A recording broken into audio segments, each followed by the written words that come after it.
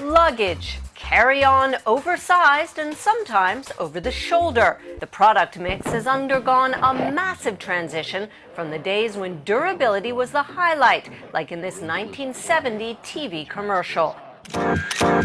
Now it's about choice, a touch of glamour, and styles ranging from luxe to outback. For Hong Kong-listed Samsonite, sales to increasingly affluent Asia are also key. The region is its biggest market. The company has also been acquiring brands from luxury labels to sportier picks. No one follows changing luggage trends more closely than Tim Parker, CEO of Samsonite. I asked him to point out his favorite piece when we met in Hong Kong. This, without question, is my favorite. This Cosmolite case, super light, super strong. Yep. I've been using it for at least 5 years, this particular model. Never let me down. So we're standing here in your Samsonite shop, one of many, and you're on target, I think, to hit $2 billion in sales overall this year. Interestingly, growth is highest in North America, not here in Asia. Why is that? And are you on target for that to continue? A couple of reasons. One is that we made some acquisitions in America, so we're getting the benefit of those acquisitions. But our underlying growth in America is currently around 11 or 12%, which is fantastic for a market which is quite mature. Yeah, but you listed in Hong Kong. Asia is seen as the growth place. It's a very brand-intensive culture here. And it shows that actually your American Tourister brand, which is the sort of lower tier level, is what's actually selling in Asia. Certainly that has to be a bit of a surprise. Not to me, and I think not to the rest of the team. Our Samsonite brand in Asia has a very high share of its product category. And the American Tourister addresses a very broad market, a much more accessible market. And that's the reason, I think, why American Tourister has been growing in China, Korea, Indonesia. But those are very brand-intensive places. Wouldn't you expect that Samsonite would be the big growth engine here in Asia? Well, they are brand-intensive places, but there's only so many cases that you can sell at a higher price category. And if you go into any department store in Asia, I guarantee you'll find a good sort of 20 or 30% of the space is Samsonite. So we have the placement, we have the customers buying our products, but you do at some point come up against some limitations on what you can achieve in terms of growth.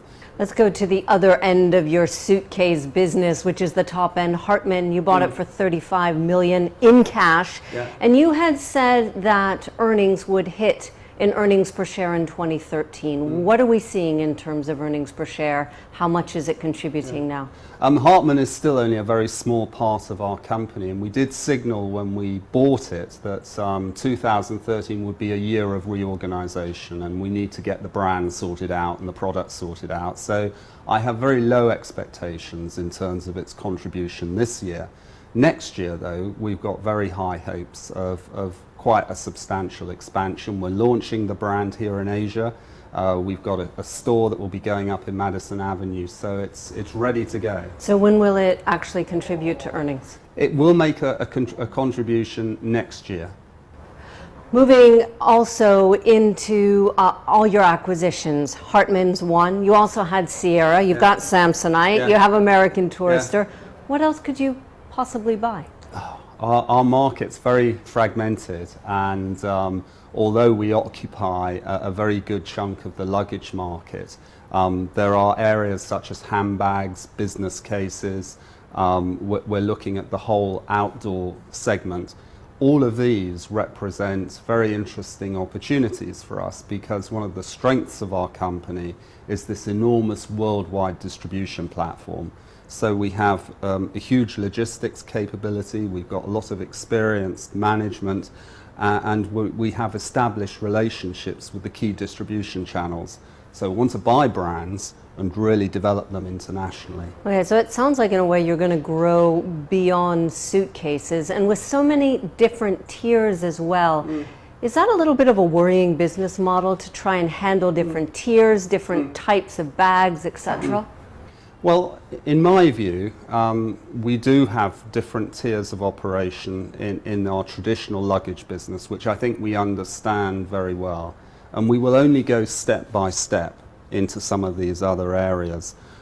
Personally, I'm very optimistic. I think we've got a business with very good organic growth prospects, but I think also we can add some real value to local brands which we can realize the potential of internationally. Okay, so give me a hint. Your next acquisition, an Asian brand, a handbag brand? You What's it know, going to be? we're looking at brands in Asia, we're looking at brands in Europe, we're looking at brands in America. That's very general. Which one will it be? Which one will reach the finishing line first? I have no idea, but we will, I think, have, I hope, some interesting developments in the next few months, yeah.